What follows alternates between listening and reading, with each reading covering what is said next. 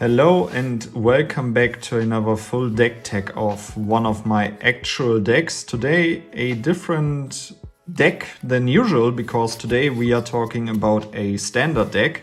Our local store has started to push this format and I was interested in getting a little bit more into competitive 1v1 magic, so I built this standard deck, and today I want to make a quick rundown of this deck. I don't know how the resolution currently is, I hope it gets better. And sorry in advance, a lot of these cards will be in German. I will note the English version here in the upper left or right, depending on where it fits better. And today I want to present you guys one of my actual standard deck that I am playing at our FNM store. And I would say we better get right into it. This is a Azorius Flash deck. I have also played it in one of my latest videos in gameplays. And as you might have seen, I am starting to open play boosters again in my shorts. And there you can see the rewards that I get from playing FNM Standard. And I would say we get right into it. So one of my win cons is actually the Stoic Sphinx. It is a 4-mana 5/3 with flash and flying, and it has hexproof as long as I haven't cast a spell in this turn, which can be a very dangerous and powerful beater. And due to the fact that the rest of my deck plays with flash, I'm in a quite comfortable position to bring this one out when the window's right, also at some points in my turn. So it has hexproof in my opponent's turn, and the only way how they can answer it is either by an edict effect or with nowhere to run. So this is a great win con, especially a budget win con, because this rare costs like a few cents. And it can be quite dangerous in a 1v1 format. So I run 2 copies of those. I am starting this section with my win cons. Another win con of mine, as in many decks right now, is the Enduring Curiosity, a 4-mana 4/3 with flash. And whenever a creature you control deals combat damage to a player, draw a card. And when it dies, if it was a creature, return it to the battlefield under its owner's control.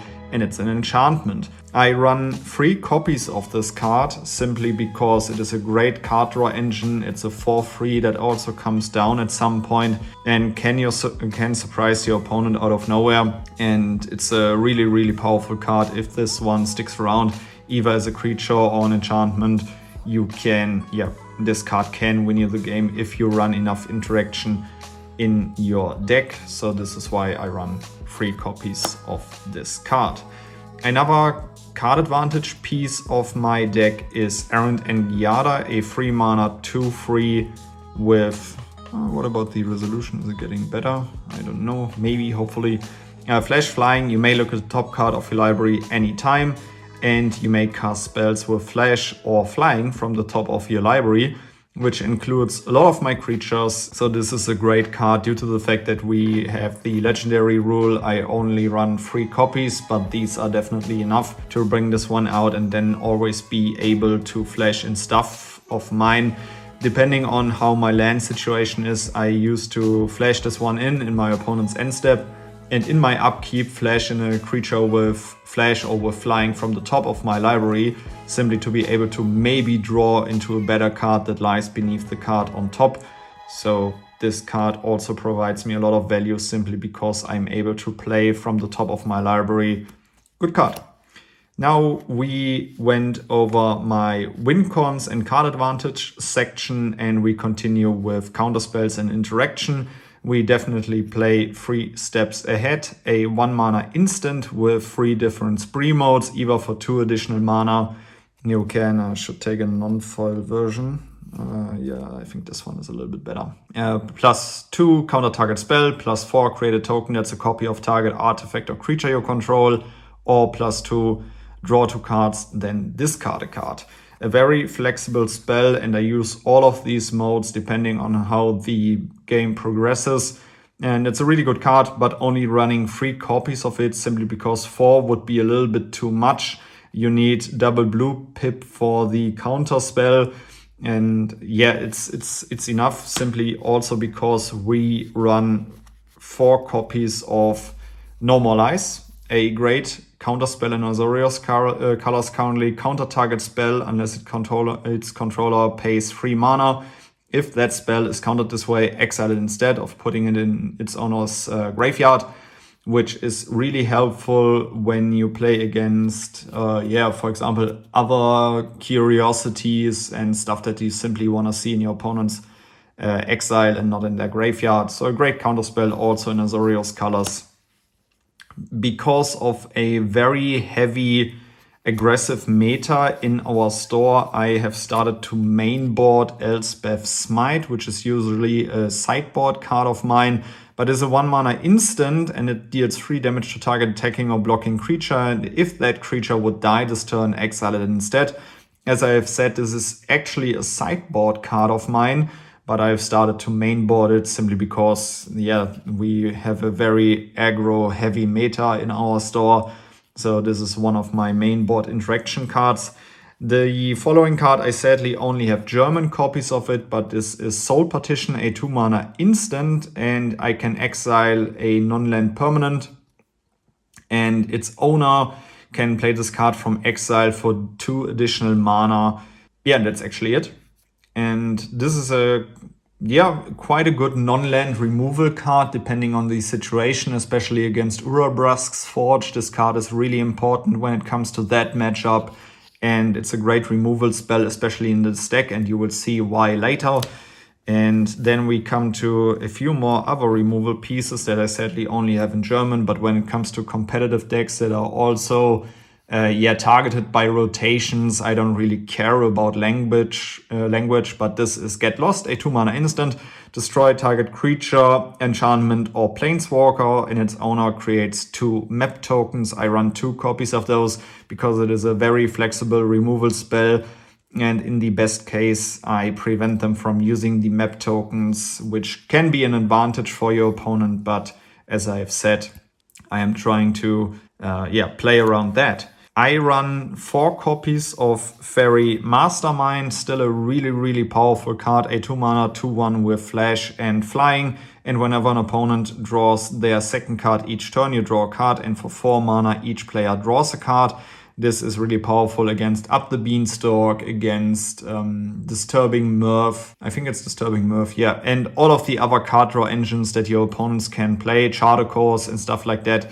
And I'm totally fine with mainboarding 4 copies of this because it is a 2 mana, 2/1 flash flying. It's already great advantage, and you can also use the activated ability in your opponent's end step if the window is right to draw an additional card. And now remember Soul Partition. This is the reason why I play 4 copies of Aven Interrupter. 3 mana, 2/2, flash flying, and when it enters the battlefield, exile target spell, it becomes plotted, and spells your opponents cast from graveyards or from exile cost 2 more generic mana to cast. Due to the fact that Soul Partition exiles a non-land permanent and it costs 2 more to cast, our opponents would have to cast it from exile, and so it will cost a total of 4 additional mana for each Aven Interrupter on the board. I run 4 copies of this card, and if I can sling several together, our opponents won't be able to cast any more spells.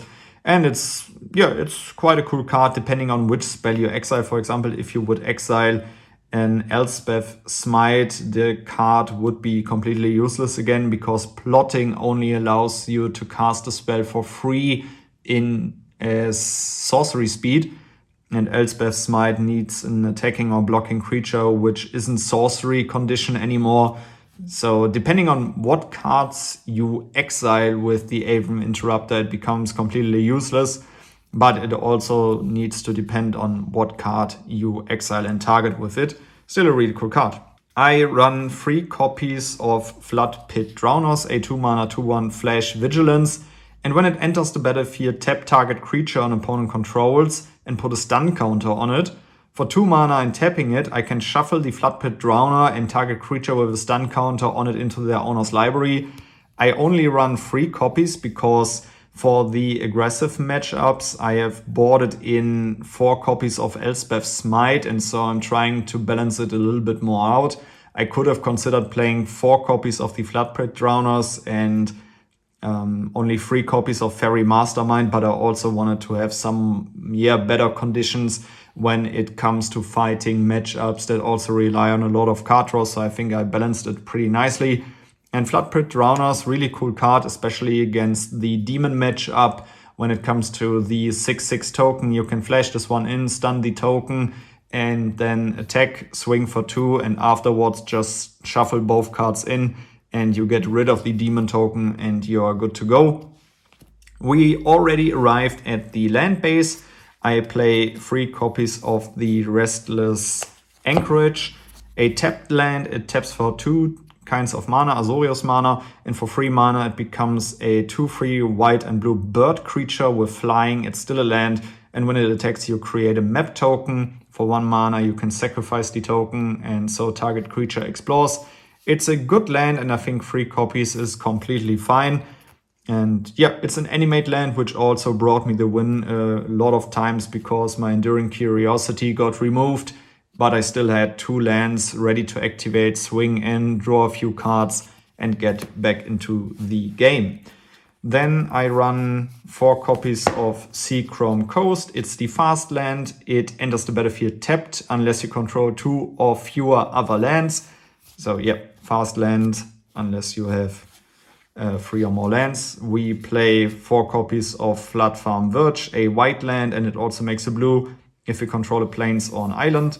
We run 4 copies of those. Currently still, because we can, as long as Dominaria is in the rotation, we play Adakar Wastes, a pain land. It makes a colorless and a white or blue at the price of 1 damage. And we run 4 copies of those. We play 6 normal islands and 3 plains. And this is actually the whole deck.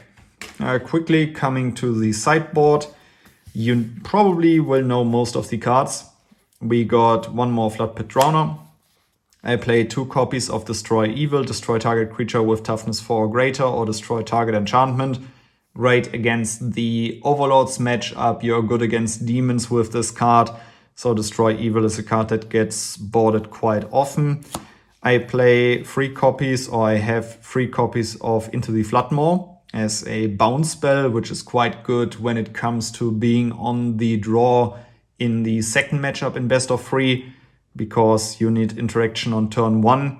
And yeah, really helpful to sideboard this one in. You can also gift your opponent a tapped fish to bounce a non-land permanent, which can be helpful, but in our store currently it's a very creature-heavy meta. So yeah. We play 2 copies of Negate, counter target non-creature spell if it comes to more controlling matchups. And we play against graveyard decks. We got the Kutziel's Flanker, a 3 mana 3/1 with flash, and when it enters the battlefield we can choose 1, put a 1/1 counter on it for each creature that left the battlefield under your control this turn. I have never done this so far. We got the You Gain 2 Life and Scry 2 for the aggro matchup, and exile target player's graveyard for any reanimator shenanigans. So this is a very flexible and flexible card, which I really like to sideboard often. I'm a big fan of this card. For even more graveyard hate, we play 1 copy of Soul Guide Lantern. Probably not the most powerful graveyard hate, but it was a card that I had laying around. A 1 mana artifact, when it enters the battlefield, exile target card from a graveyard. We can tap it to exile each opponent's graveyard, and for 1 mana and tapping it and sacrificing it, we can also draw a card, which can be really, really good against reanimator matchups, of course, but you can also use it to at some point exile your opponent's graveyard if you're against the Tolarian Terror and Simic Flash Crab matchup, simply to make the spells even more expensive. And yeah, good card. So we also play 1 copy of Rest in Peace, a 2 mana enchantment. When it enters the battlefield, exile all graveyards. And if a card or token would be put into a graveyard from anywhere, exile it instead. This punishes also ourselves because we would exile our Enduring Curiosity, but depending on the matchup, it might be worth it. And then we also play 2 copies of Tishana's Tidebinder, a 3 mana flash 3/2. And when it enters the battlefield, we can counter target activated or triggered ability. And if the ability of an artifact, creature, or planeswalker got countered this way, its permanent loses all abilities as long as Tishana's Tidebinder is on the battlefield, which is great also against the Urabrask Forge, against Braids, against so many different kinds of cards. And yeah, a card definitely worth having in the sideboard.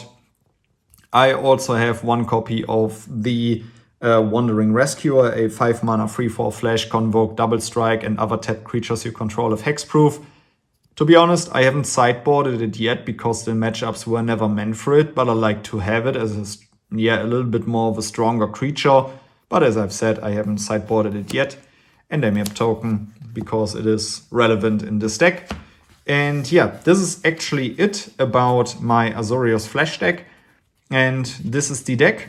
As you have seen, I already did a little bit of gameplay with this deck. Not actually this list, a little bit of a different list on my channel with a little bit of gameplay on MTG Arena. If you are interested in live gameplay with this deck against other standard decks, let me know down below. I can definitely record a few gameplays and yeah, upload them here. And yeah, this is actually my standard deck. I hope you guys enjoyed it. And then I would say, see you in the next video. Goodbye.